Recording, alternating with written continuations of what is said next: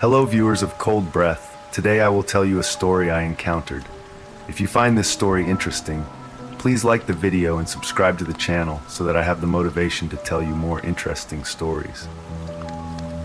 The graffiti on the wall said, "Places like this are abandoned for a reason." I had left San Francisco for the town of Bass Lake up in the mountains. I had been there before, but never by way of the route my phone told me to take. The road had not been paved in quite some time. It was cracked, crumbling, and dotted with potholes for so many lonely miles. I wasn't able to drive very fast. The open pastures, deteriorating barns, and rocky hills showed no signs of anyone, and I hadn't even seen another car for over an hour. I was on my way to a family reunion, and I didn't even have enough service to make a call to my family to let them know that I was going to be late. I was deep into the foothills when an unfortunate urge struck. It was either run off somewhere into the weeds, or hope and pray that I came across somewhere with a bathroom very soon. Just as I had resigned myself to crapping in the open wilderness, I had finally come to something that looked like it used to be a gas station. I pulled up, grabbed some fast food napkins out of the glove box, and walked out into the smoky autumn air of Central California. All the oak trees had been ravaged by a fire some time ago, gnarled and girthy sticks of alligator-skinned charcoal amongst waving weeds of a golden brown. The solitary gas pump was rusted over, and the windows of the station had been broken long ago. It was an apocalyptic scene, to be sure. Around the side of the building, I found an open door to the bathroom. When I opened the door, the moldy smell was overpowering. The walls were covered in graffiti. An orange fungus was making a slow creep down the walls from a downward bulging ceiling, threatening to collapse at any moment. Half the sink was broken on the floor, and the mirror that hung over it was brown around the edges and giving off a distorted reflection of the scummy toilet against the opposite wall.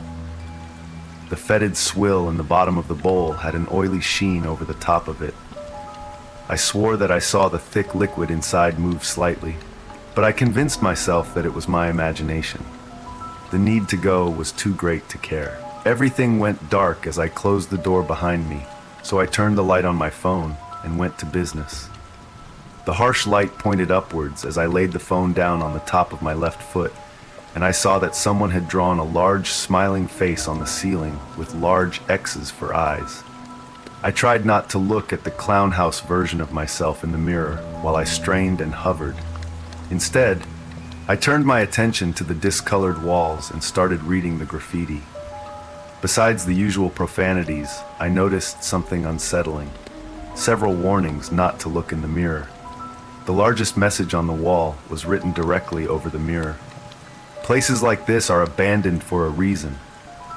My stomach knotted when I heard guttural, unintelligible whispers coming from the mirror. All the straining ceased as my muscles let go and everything came rushing out at once, splashing the putrid contents of the toilet bowl all over my ass. I realized that my reflection was no longer in the mirror. I felt the room turn cold, and I began to see my breath in the light. The whispers began to get louder. I didn't even clean myself before I pulled up my pants with shaking hands. I wanted out. As I reached for the door, something in the shadows pushed my shoulders from behind, and I pitched forward. My face crashed against the mirror while my phone fell to the ground. I felt pressure from behind, as if someone was grinding my face against a reflective surface that was not displaying what was happening in front of it. I pushed against the wall against the force from behind, but it was no use. The whispers erupted into an ungodly cacophony of laughter. The mirror began to crack, and I felt my nose tear and rip as my face was pushed through it. Everything went dark. Then I began to see visions. That's the best way I can describe it. I was in darkness, save for a small square of ghastly light in front of me. I was staring back through the other side of the mirror. Another version of myself was staring back at me. It spoke in a voice that wasn't mine. "Thank you." It walked out of the bathroom, leaving me screaming inside of my prison, slamming my fists against a surface that was no longer cracked. Darkness again, and then just thoughts. I have been here for so long now. The whispers never stop. I never see what makes those sounds, but I can hear them, the things moving just beyond the light. I stay close to the mirror. I can feel my mind slipping, going dark. I fear I'm becoming one of them, feeling an urge that gets stronger to leave the light. I could feel the strain of my arms again. That's what snapped me back into reality. And with all the strength I could give, I pushed back. Blood erupted from my face and sprayed everywhere. I was in the bathroom again. My face was inches from the bloody mirror where I was not reflected. I pushed with my arms again and broke free from whatever was behind me. I opened the door and threw myself out onto the crumbled pavement outside. I was on the ground, sitting in my own mess and bleeding from my face. The hot wind warmed me, and I looked back through the door to the bathroom. Everything had looked as it did before I went in. There was no crack on the mirror. I jumped in my car and drove back the way I had come, no longer wanting to continue on the road that my phone had taken me down. To this day, people have told me that I might have had an immediate reaction to whatever mold may have been inside of that bathroom. But the patchwork scars I have on my face now, and the vivid memory of it all, speaks to some other explanation.